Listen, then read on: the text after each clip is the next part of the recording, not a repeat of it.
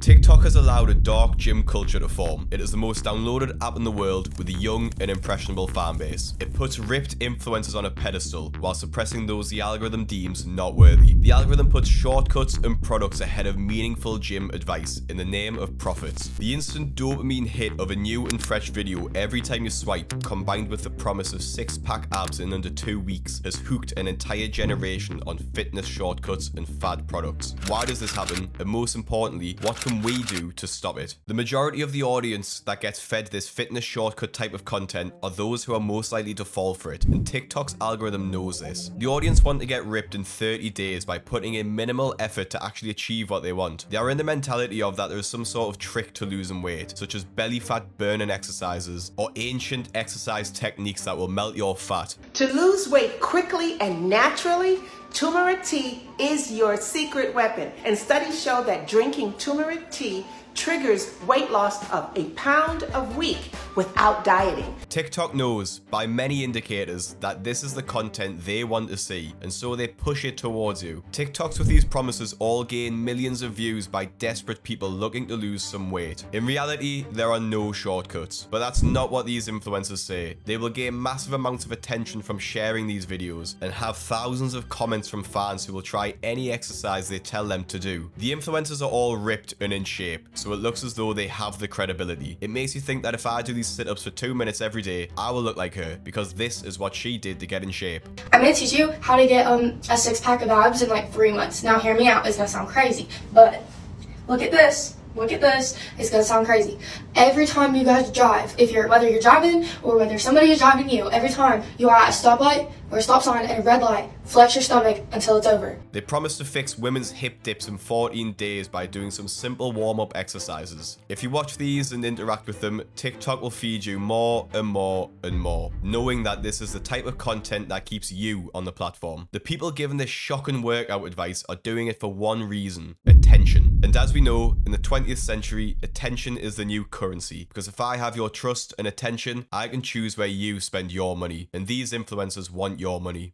The real question is this: was all this legal? Absolutely fucking not.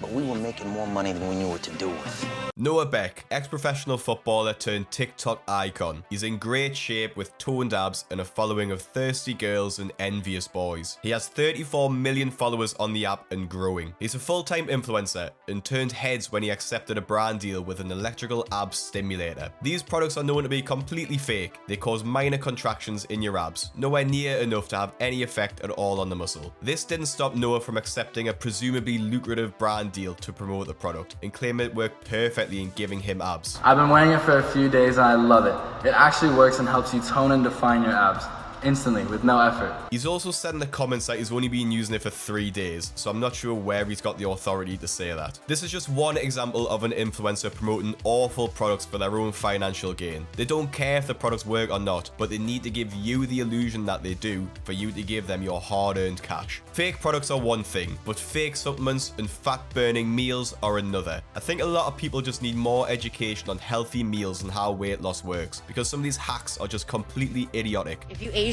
and you want to lose weight, fuck the gym, don't do anything else. I will show you what the fuck to do. You come to the tea aisle at the Asian market and get some China Slim tea, okay?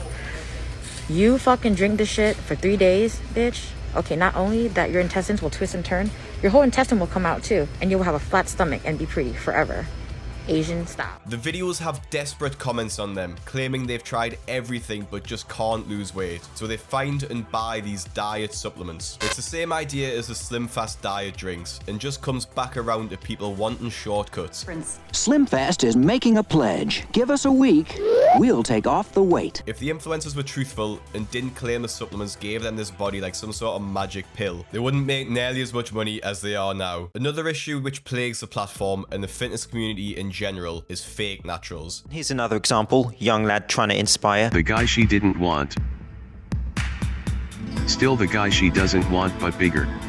Inspiring youngsters to visit Backstreet pharmacies. Eat your protein now. with a fair amount of sauce on it, methinks. I've talked a bit more in depth on this issue in different videos, so I won't go into it too much, but it's particularly an issue within the TikTok community. It's a massive problem, especially within TikTok, because of the way they market their products and the very young audience. And what fitness is turning into, which I think platforms like TikTok are amplifying, with people trying to stand out, seeing these other young influencers being successful, having zero patience to train naturally and progress their physiques and their athleticism, and making the decision, for some reason, at that young age, to be taking research chemicals. Like I said earlier, if someone is ripped and in good shape, they have a certain authority about the advice they can give. So the idea is, if you buy this product from them, you can one day look like the influencer who sold you it. It's a sales pitch for them. And in this pitch, it pays to be shocking. It pays to promise you will get abs in a short period. It doesn't pay to say that you also need to take steroids to get the way that they look. I'm not a natural bodybuilder, and I have a major problem with other influencers that are not as transparent about it. Not only does it create false hope through naturally unattainable results, it discourages many people from changing their lives.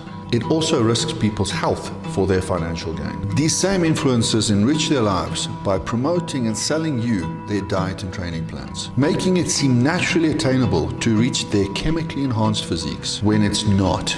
My fellow influencers, you have a platform and a voice to positively influence the lives of others. It's time to put the lives of your fans before your own financial gain, for it is they who are responsible for the position you are in today. Oversimplification, shortcuts, fad diets, and products are nothing new. They have been around for decades before TikTok and will long outlive the app. TikTok just puts the way that these are marketed in a completely different light. The algorithm knows what you want before you know yourself, and so can predict what products you are most likely to buy and put them in a spotlight in front of you. It will push influencers who are the best salesmen, who are the best in shape, and who are the most pleasing to look at to sell you these products. This has been confirmed by TikTok themselves. This may be obvious to you and me, but to a huge percentage of people, it's not. Just because someone has a six-pack doesn't mean they are qualified to give you fitness advice. There are no shortcuts to health and fitness, something which I feel is becoming more well known in recent times, with influencers beginning to call out these fakers more and more frequently. And that's why I think it's important, and not to, make myself high and mighty, but I do think it's important for someone like me who has an audience that isn't necessarily into fitness to bring attention to this kind of thing. Like, building muscle takes time. It's a slow process. I just want to nod my head in agreement with the fact that PewDiePie gives better common sense fitness information than a lot of famous social media fitness influencers. If there's a message to take from this video, it's not to believe everything an influencer is trying to tell you. Do your own research before you buy into their products and wonder if they really have your well-being in mind or if they're just thinking about their wallets. To learn more about how influencers can lie to you on apps such as Instagram, click the video that's on your screen now, and I'll see you in the next one. The meal plans. But if you dig a little bit deeper, you'll find a hotbed of influencer scams, body dysmorphia, and photo editing. Social media influencers could be required to display warning logos on edited body image photos. But has it all been a negative transformation, or can we find some positives too?